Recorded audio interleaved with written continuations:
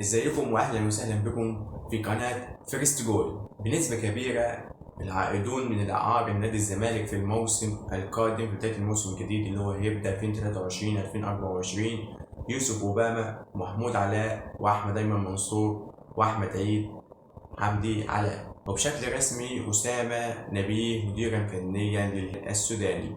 وكيل خوان كارلوس اسوريو له عروض كتيرة جاية من بره، بس كل تركيزه مع الزمالك ولا يوجد نية لمغادرة وترك الزمالك. الملياردير الإماراتي خالد الحبلتور تقدم بطلب رسمي لشراء نادي الزمالك. عايز كل واحد فيكم يقول يا رأيه في الموضوع ده، والأفضل إن هو يتم الشراء ولا يبقى الوضع كما هو عليه.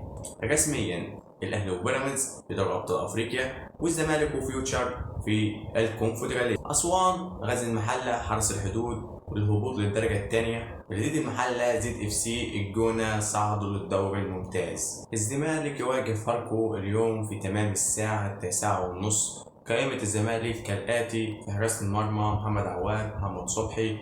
في الدفاع أحمد محمود، عمر جابر، محمد عبد الغني، مصطفى الزناري، محمد طارق، حاتم سكر. في خط النص إبراهيم نضاي، أشرف روجا، محمد حسام بيسو، عبد الله محمد، سيد نيمار، زيزو، أحمد بالحاج، أحمد عبد الرحمن إيشو. وفي الهجوم سيف الدين الجزيري، علي ياسر علي، ومحمد صلاح زكي.